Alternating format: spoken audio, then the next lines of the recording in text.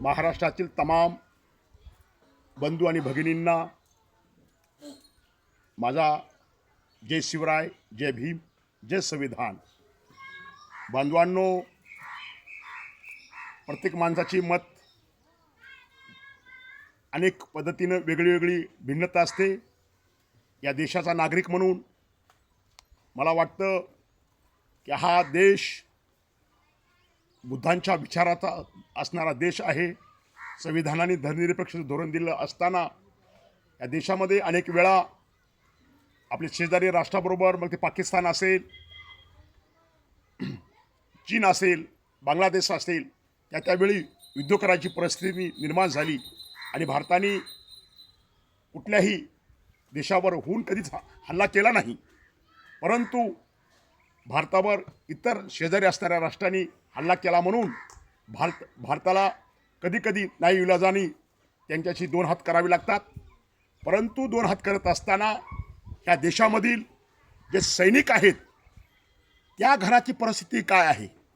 जे घरातला तरुण मुलगा लग्न झाल्यानंतर दुसऱ्या तिसऱ्या दिवशी हळद धुवून सीमेवर गेला, ज्या घरामध्ये एकच मुलगा आहे आई वडिलांना, अशा अनेक देशामधले तरुण सीमेवर सैनिक गेलेले आहेत आणि दिवस रात्र 0 डिग्री सेल्सिअसमध्ये ते देशाचं संरक्षण करतात.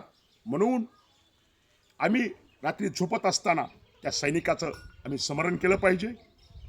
आणि जे गाव आहेत, जे नागरिक सीमेवर राहतात, म्हणजे चायनाची सीमा असेल, बांगलादेशची सीमा असेल, पाकिस्तानची सीमा असेल किंवा इतर राष्ट्राची सीमा असेल, त्या सीमेवरती गावातील बांधवांना, नागरिकांना युद्ध म्हणजे काय आहे, त्यांना किती प्रसंगाला तोंड द्यावं लागतं, त्या सीमेवरच्या असणाऱ्या गावांना, नागरिकांना युद्धाची धड पोचत असते.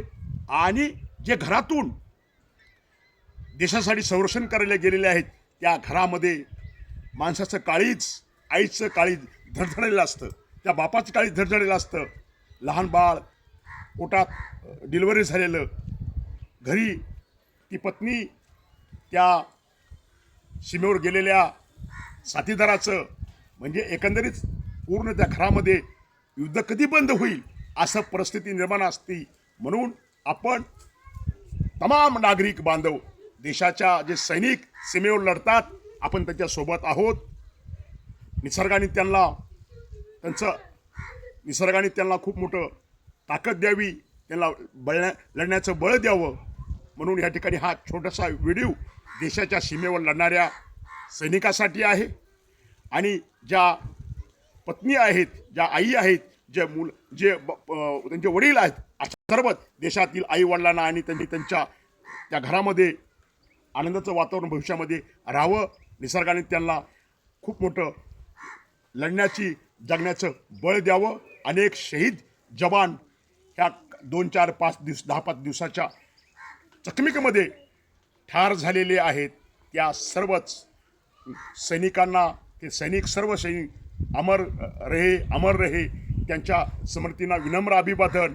आणि भारताने केवळ 2 दिवस, 1 दिवस त्यांचं दुःखात न सहभागी असली, इथल्या शासनाने त्या परिवाराचा विचार करावा. आणि जे मागलचे नातेवाईक आहेत, परिवार आहेत, त्या परिवाराची सुद्धा देखभाल झाली पाहिजे. तुमच्या माझ्या असं अनेक ठिकाणी परिस्थिती लक्षामध्ये आलेलं आहे. 2 दिवस, 3 दिवस गावात, तालुक्यात, जिल्ह्यात दुखवटा, प्रसिद्ध आमदार खासदार येतात, घोषणा देतात, पण भविष्यामध्ये त्या कुटुंबाची, त्या वीर पत्नीची, त्या वीर असणाऱ्या आईची अनेक गोष्टीला, अनेक प्रस्थितीला तोंड द्यावं लागतं. म्हणून केवळ सैनिकाचं अमर रहे घोषणा न देता, सैनिक जर त्या ठिकाणी, सैनिकांना वीर गणपती त्या ठिकाणी जर वीरमरण आलं, तर त्या परिवाराचा सुद्धा देशातल्या माणसांनी, देशातल्या शासनाने, देशातल्या प्रशासनाने, देशातल्या आमदार खासदारांनी त्या परिवाराचा विचार करावा. जेणेकरून भविष्यामध्ये हे सैनिक देशासाठी लढतील. आणि ह्या व्हिडिओच्या माध्यमातून माझी देशातल्या खासदाराला विनंती आहे की आपण लोकसभेमध्ये, सभागृहामध्ये, राज्यसभेमध्ये प्रश्न मांडा की देशातली जी मोदीनं जी काय सैनिकासाठी योजना आणलेली आहे ती योजना बंद झाली पाहिजे.